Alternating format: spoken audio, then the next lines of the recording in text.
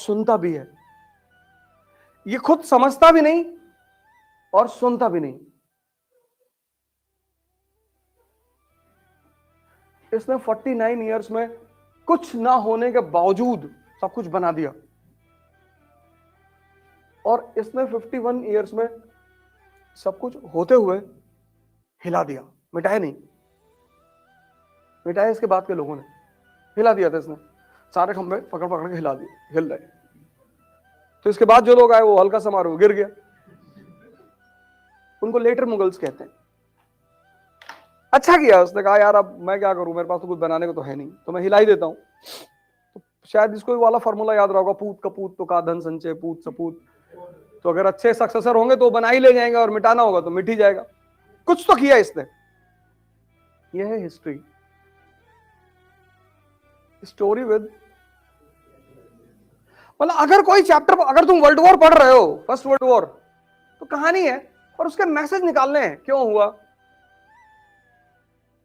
Reasons for world war, first world war कैसे हुआ, how the world war took place, how the world war started, खत्म हुआ, उसका impact क्या पड़ा पूरी दुनिया पे, इकोनॉमिक, पॉलिटिकल, सोशल, सब। फिर तुम्हें समझ में आएगा कि यार वॉर होते कैसे हैं। पढ़ना नहीं है, पढ़ तो तुम चुके ही हो। ग्रेजुएशन मतलब तुम्हारी एलिजिबिलिटी है, तुम पढ़ चुके हो। 15 साल स्कूल में और 3 साल कॉलेज में, 18 साल। और 18 साल पढ़ने के बाद भी अगर तुम्हें पढ़ना पड़ता है तो थोड़ी सी मेहनत ज्यादा करनी पड़ेगी, समझना पड़ेगा। हर कहानी एक मैसेज है। जैसे मॉडर्न इंडिया, मॉडर्न इंडिया एक ऐसी कहानी है, एक राष्ट्र के जन्म की कहानी है। Modern India is a story related to the birth of a nation called India.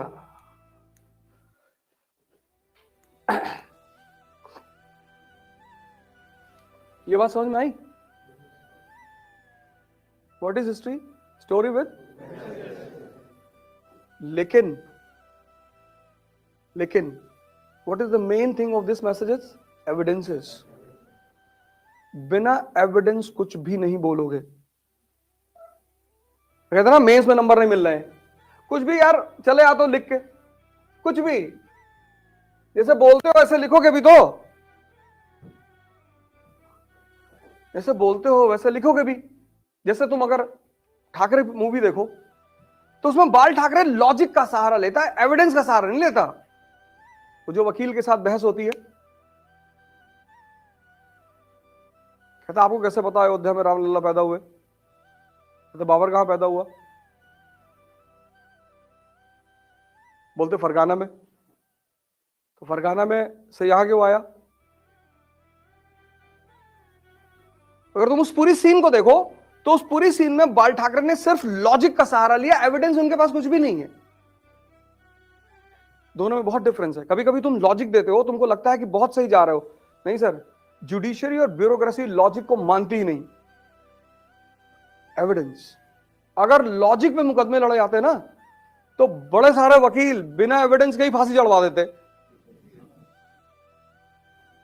कि सर जिस वक्त हत्या हुई ये घर में बैठ के हंस रहा था, इसके मरने से चूंकि इसको फायदा हो रहा था।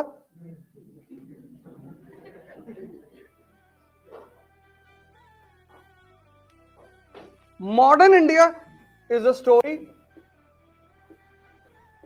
which is related to the birth of a nation called India. इसके दो पार्ट हैं, दो। There are two parts of modern India. First part, जब पुराना स्ट्रक्चर टूट गया, खत्म हो गया, 1757 to 1857. This is the first part of modern India, when the old structure was eliminated. खत्म। किसी पुराने स्ट्रक्चर को खत्म करोगे तभी तो नया स्ट्रक्चर पैदा होगा। ये किया किसने? ये ईस्ट इंडिया कंपनी के लीडरशिप में हुआ। ये पहला फेज है, 1757 टू 1857। इसमें पुराना स्ट्रक्चर खत्म हुआ और नया structure, new economy, new economic structure new political structure, new social structure,